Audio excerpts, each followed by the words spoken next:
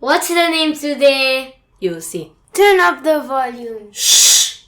Assalamu alaikum. Wa alaykum assalam. What's this? Come here, where are you going? I wanna sit in the back. Sit in the front, Hajar is sleeping in the back. How did you tear your new pants? Do you walk on your knees? Walk on your feet, son, walk on your feet. Why does this need to be said? It just suddenly happened. Suddenly, by itself, from nothing. Yes, why not? How do you know it didn't happen suddenly? Abdulhadi, you're arguing to argue. First tell me how you tore your pants and then we will discuss the topic of suddenly. We were wrestling. Wrestling? Do you want us to play with dolls? Isn't there a middle ground? We weren't fighting, just playing. Okay, have piety while playing. Money doesn't grow on trees. Okay. Come on, let's go. Put your seatbelt on. Okay, why shouldn't we say suddenly? Explain to me. I will explain it to you, but you must know something. It's very difficult to explain obvious things. Let me give you an example. 1 plus 1 equals what? 2. Prove it. How do I prove it to you? I don't know, just prove it. If we have 1 and put another 1 on top of it, they will become 2. It's obvious. But if I have a drop of water and then put another drop of water, it would become a drop of water. So 1 plus 1 equals bigger 1. What? What are you saying? See, the answer is basically clear and simple, but it's difficult to explain. And I could argue and ask questions that you're not able to answer, but that doesn't make the answer complicated. Now, you're saying the pants were torn suddenly. This is unacceptable because logic dictates that every beginning has a cause. What does that mean? Anything that has a beginning didn't exist at some point and then it existed at another. This means that it has a cause. There is something else before it that has a force that caused its existence. This is called law of causality. Why must there be a cause? Why? Because there is no other possibility. Let's give a clearer example. Imagine that there are 3 people walking down the street. Shadi, Fadi, and Abdul Samad. Why Abdul Samad? I don't know, he's their second cousin. How about Shadi, Fadi, and Hadi? It sounds better. Okay, you're right. Shadi, Fadi, and Hadi saw a child crying alone. Hadi went to him and asked, "Where are your parents?" Fadi objected, "Who told you that this boy has parents? Do you know them? Have you seen them before?" Hadi said, "No, I don't know them." Fadi said, "Well, that means that this child came from nothing." Hadi said to him, "Fadi, are you okay? Did you have your breakfast today? What do you mean by nothing? Who even is this nothing? Nothing is nothing. Nothing doesn't do anything because nothing is not a force." Shadi said, "Indeed. What's this nonsense? He couldn't have come from nothing." Hadi said, "Thank you." Shadi added, "But since we don't know the parents and have not seen them, then this child has made himself." Hadi said, "Oh Allah, please help me. What is wrong with you people? Did you suffer a head injury when you were little? Anything that has a beginning doesn't have the ability to create itself. Because before it existed, what was it? Non-existent. Which means nothing. And nothing can do anything. We don't control our lives. Have you decided on what day you will be born? Do you decide when you will die? We don't have the ability to revive ourselves. The proof of this is that we all die and we are afraid of death. We're not able to add a single day to our lives. So they started arguing loudly and the boy's mother heard them and took him home. Conclusion. Every beginning has a cause because there is no other possibility. And if the cause had a beginning, then it also had a cause before it. And the cause before it had a cause before it, and so on. Thus we have a series of causes that lead to one another until we reach the first cause. Because there must be a first cause, right? What? Sorry, I'm lost. And I don't understand anything. Come on, use your mind. Let's take a journey in the history of a chicken. They call it diaya in Kuwaiti. In Egypt, they call it farkha. Okay, whatever. Chicken, egg, chicken, egg, chicken, egg, chicken, egg. Until what? Until eternity? Of course no. There should be a first chicken. Okay, now that we reached the first chicken or the first egg or whatever,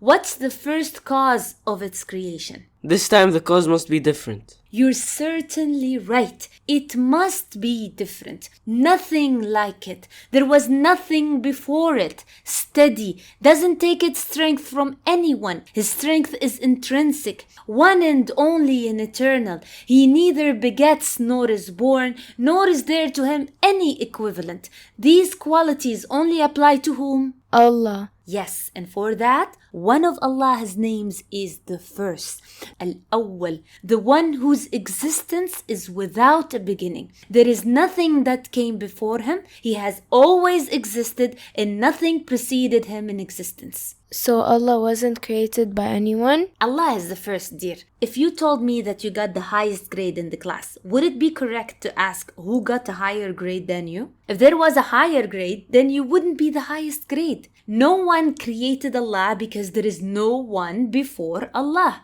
And if there was anyone before Allah, then He would be Allah. But how could He not have a beginning? Was He alone? Actually, Allah is not supposed to have a beginning. Why? If Allah had a beginning, this means that for a period of time, He didn't exist. Subhanallah. Do you know what that means? Non-existence is the most severe degree of weakness. There is nothing weaker than something that doesn't exist. But we said before that Allah's strength is intrinsic. So why would Allah Almighty make Himself weak? Think yourself. Who would have a house yet sleeps in the street? Who would have a private jet yet travels by bus? This contradicts wisdom. So how can you imagine that Allah Almighty withholds His power from Himself? Subhanallah.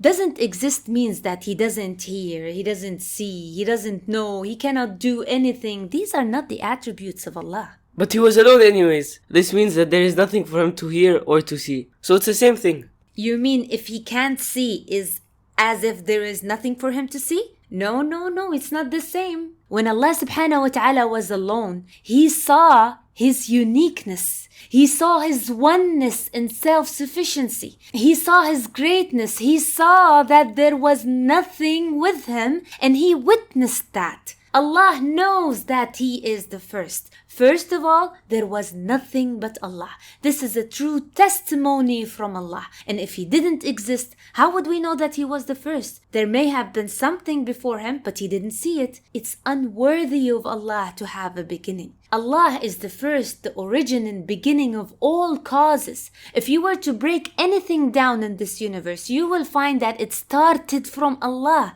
A cup of water is from the rain. The rain fell from the clouds condensed from the vapor evaporated from the seas, and the seas from whom? From Allah. The table on which the cup of water was placed is made of wood. The wood is from the tree is from the seed, tree, seed, and the first seed is from Allah. There is no need for breaking things down. It's so obvious that Allah is the origin of all things. You think that this information is obvious because your intuition is sound, alhamdulillah. But there are so many people who deny the first cause. The story of Shadi and Fadi is not fictional. There are many people who think like them, and unfortunately they consider themselves scholars. As long as they know the causes and have seen them, they have no problem admitting their existence. But at the first cause, they just stop. Ask them, brothers, who created the sky, the seas, and all life, the life? How did it begin? They'd say,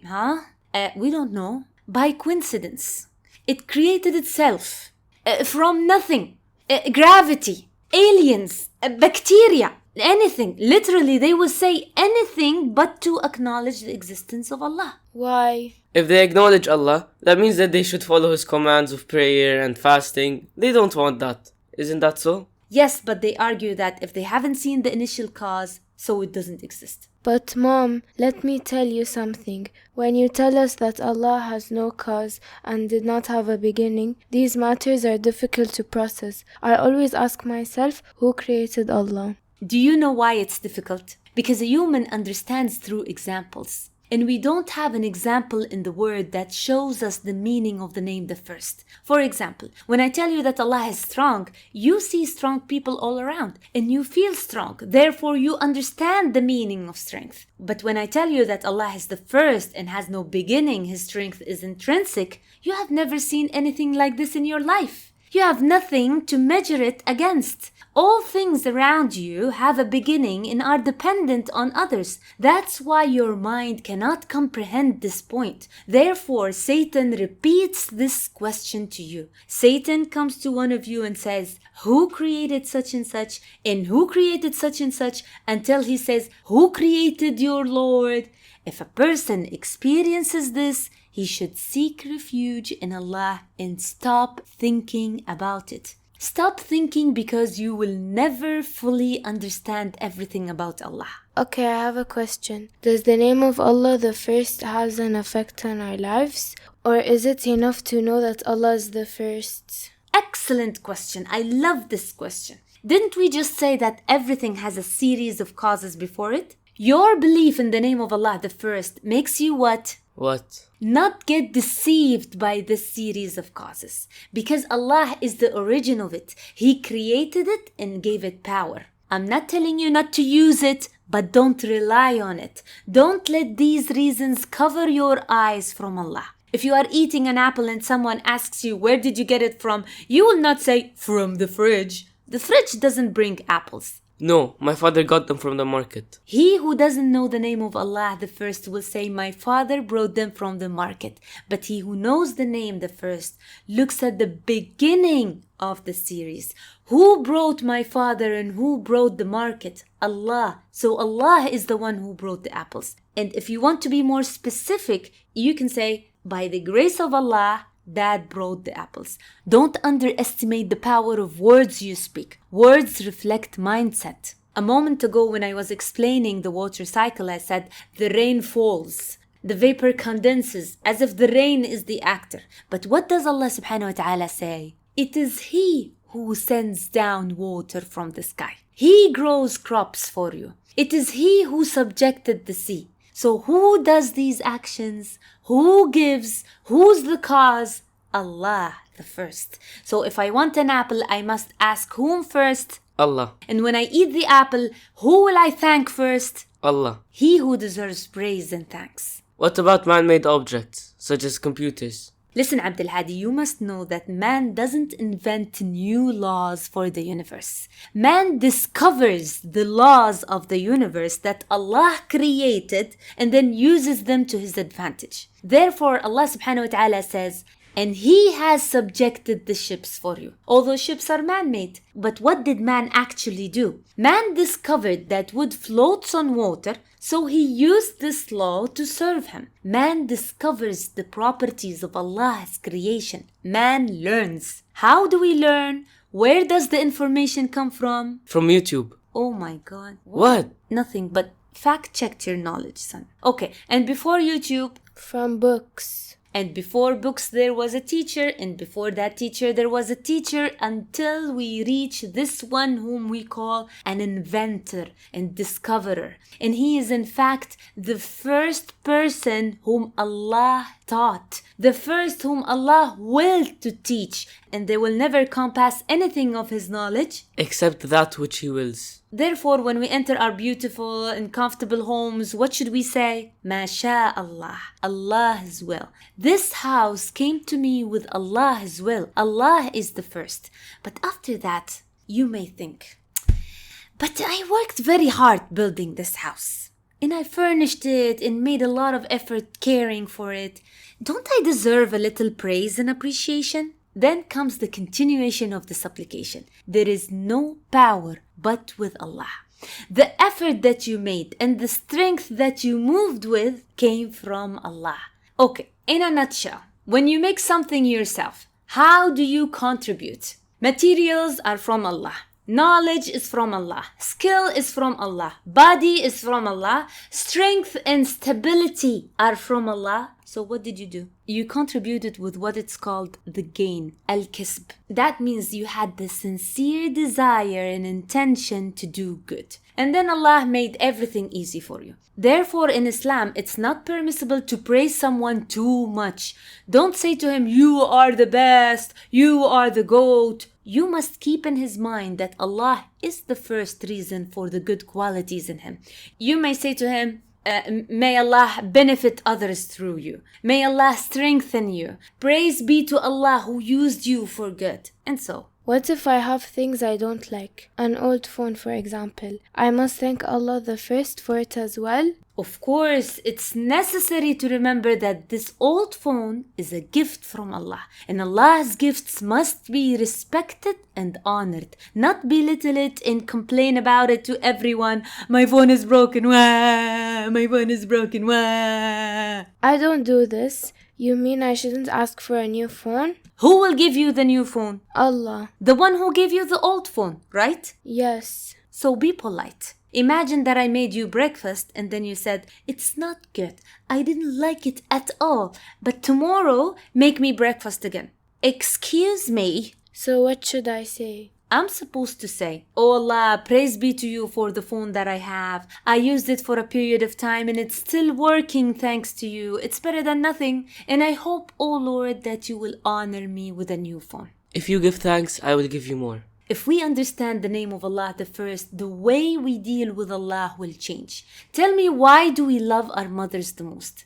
Why as soon as I enter the house, I call out, Mom? And when I'm frightened, I scream, Mom? Because I opened my eyes for the first time and there she was. Mom is the first of all people. But if you think deeply, you will find out that your mother is neither the first nor the one who cares for you the most. Allah subhanahu wa ta'ala, the first, is the one who prepared everything that you need for this life. Allah is the one who created you and provided for you. He's the first to protect you, the first to teach you, the first to be kind to you and have mercy on you before your mother even knew about you. And He is the one who created your mother and made her heart tender for you. When you call, He's the first to hear you and He's the first to respond. All the things we love and want in this life, Allah is their source and their beginning. He who understands the name the first has special characteristics. For example, he starts his day with the remembrance of Allah, not on the phone. What are other characteristics? You tell me. We have arrived, Mom. Well, write it in the comments. Abdul Hadi, there are groceries in the car. Bring them home. Make Hajar carry some bags with me. No, Hajar will not carry any bags. You carry. Aren't you the man? Oh, so you think masculinity is wrestling and tearing pants. Well, they play football and carry weights and they think that they have become men. My son, masculinity is values. Okay, easy. I get it. I knew you wouldn't let it go.